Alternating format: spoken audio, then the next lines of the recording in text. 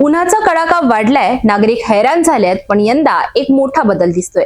शहरात पानपोई कमी आणि रांजण विक्री ही घटली आहे। उन्हाळ्याच्या सुरुवातीलाच शहरात तापमानाने चांगलाच तडाखा दिलाय।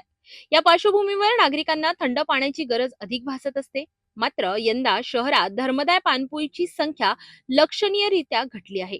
पूर्वी विविध संस्था आणि दानशूर व्यक्तींकडून ठिकठिकाणी पानपोई उभारल्या जात असत। मात्र यंदा अशा उपक्रमांमध्ये घट झाल्याने नागरिकांना पिण्याच्या पाण्यासाठी पर्यायी व्यवस्था करावी लागत आहे।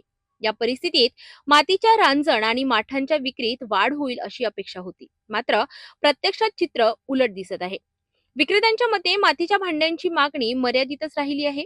रांजण विक्रेते गोपाल रोतोडे यांनी विक्री घटल्याची व्यथा व्यक्त केली।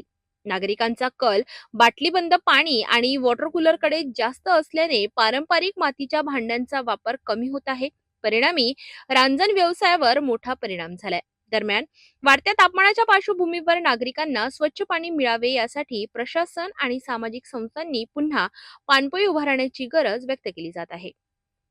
काका, आपलं नाव काय? गोपाल दत्तात्रय रोटोळे। आपण जो हा माठाचा रांजणांचा व्यवसाय करता आहे, किती वर्षापासून करता? 40 वर्षापासून।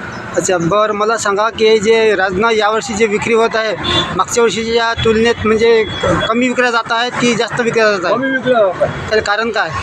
कारण ते वातावरण आणि हे ॲक्वागार्डचं जे कॅना निघाला की नाही, त्यामुळे माठाचा आणि राजनाचा उठाव कमी होत आहे। पानपोया वगैरे कमी झाल्या? पानपोळ्या पण कमी झाल्या आहेत, त्याच्यामुळे राजनाचा उठाव कमी आहे। बरं, एक मोठा रांजण, सगळ्यात मोठा रांजण किती लिटरचा असतो आणि तो किती रुपयात विकला जातो? तो कमीत कमी 120 लिटरचा असतो। तो 1000-1100 रुपयाला विकला आहे। अजून आपण काय काय विक्री करता? माठ, कुंड्या, भरणे, रंगीत माठ, काळे माठ। सांगा, हे जे आपण माठ आणि रांजण तयार करतो त्याकरता आपल्याला ते भाजण्याकरता हवे तयार करायला लागतात। जेव्हा एखादी अतिवृष्टी झाली, पाऊस पडला, तर त्याचं आपलं काही नुकसान मिळते का? काही नुकसान मिळत नाही। शासनाकडून काय अपेक्षा आहे आपल्याला? मग नुकसान भरपाई मिळायला पाहिजे मग प्रत्येकाला। तरी शेतकऱ्याला देतात, तरी प्रत्येक उद्योगवाल्याला शासनाने भरपाई द्यायला हवी। बदलत्या जीवनशैलीमुळे पारंपरिक पद्धती मागे पडताना दिसत आहेत, पण वाढत्या उन्हात नागरिकांसाठी पाण्याची योग्य व्यवस्था करणं ही काळाची गरज आहे।